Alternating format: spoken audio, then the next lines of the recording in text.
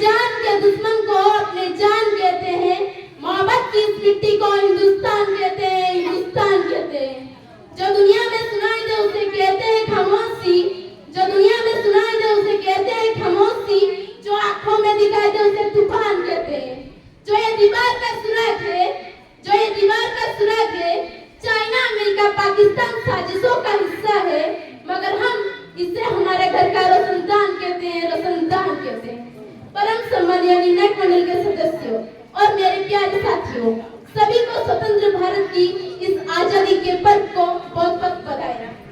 आजादी, आजादी का असली मतलब वही समझ सकता है जिसने कभी गुलामी की हो। हम सौभाग्यशाली हैं क्योंकि हम स्वतंत्र भारत में जन्म लिया। यूं तो आजादी की लौट 1957 में चल चुकी थी, जो 22 साल बनके 1947 में हमारे देश को आजाद कराया।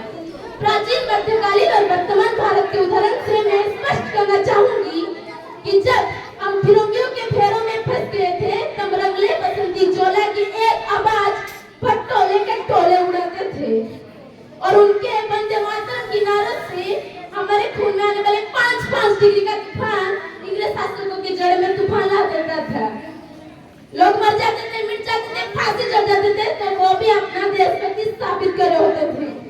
उसके बाद 62, 63, 71 की युग में अपनी सुहाग गवा देने वाली औरत जब अपने घर का हो जाया करती थी कि प्यार भी भरपूर गया, मांग का सिंदूर गया, कि प्यार भी भरपूर गया, मांग का सिंदूर गया, नन्हे नन्ही बालों के लंगूटियां चली गई, छोटी छोटी बेटियों की चोटियां चली गई, बाप की कमाई गई, भाई की पढ़ाई गई।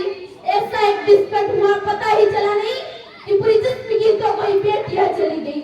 और आपके लिए तो एक आदमी बड़ा ऐसा कि मेरे घर से पूरी रोटियां चली गई, मेरे घर से पूरी रोटियां चली गई। वाला हालत पैदा हो जाने के बावजूद भी एक माँ अपने बेटे को सरसत दुश्मन का धज्जियां उड़ाने के लिए भेज देती थी और उससे ये पत्र लिखा कर भेजा करती थी कि अम्मा ने खत लिखा है बड़ी ही चाव से, ये माँ ने खत लिखा है बड़ी ही चाव से, पुत्र मेरे ना घबरा जाना, एक इंच भी पीछे ना हटना, चाहे इंच इंच कट जाना, चाहे इंच इंच कट जाना। तब तक बलिदान मांगता था, तब तक लड़ जाने को कहता था, तब तक मर जाने को, मिट जाने को, फांसी चढ़ जाने को कहता था।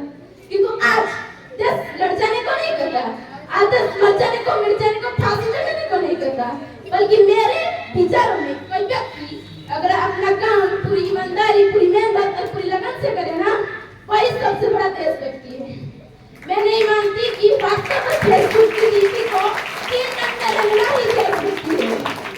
अपने परिवार, अपने समाज, अपने देश के लिए समर्पण का भाव है देशभक्ति, और हर देशद्रोही की जिम्मेदारी वाले तूफान है हमारी सच्ची देशभक्ति। ताकि हर देशद्रोही समझ सके कि अगर तू परिंदा है तो ये आसमान तेरा है, अगर तू परिंदा है तो ये आसमान तेरा है, अगर तू दरिंदा है तो ये शमशान तेरा है। भाईचारे से रहना है तेरा इस जमीन पर, बनाई कब्र भी तेरा है, कब्रिस्तान भी तेरा है, कब्रिस्तान भी तेरा है। I being an Indian, I being a student, I being a simple daughter of this motherland. हमारे देश की जिम्मेदारी नहीं है हमको आगे ले जाने की, हमारी जिम्मेदारी है हमारे देश को आगे ले जाने की। अंतिम में मैं बस यही कहना चाहूंगी, मेरा हिंदुस्तान मान था, मान है, मान रहेगा। मेरा हिंदुस्तान मान था, मान है, मान रहेगा। होगा हौसला सबके दिल में अगर, होगा हौसला सबके दिल में अगर, तो एक दिन पाकिस्तान भी जय हिंद कहेगा। पाकिस्तान ही क्यों, सारे जहान जय हिंद कहेगा, क्योंकि सारे जहां से अच्छा हिंदुस्तान हमारा, सारे जहां से अच्छा हिंदुस्तान है हमारा। हम बुलबुल है इसलिए गुलिस्तान हमारा, ये गुलिस्तान हमारा।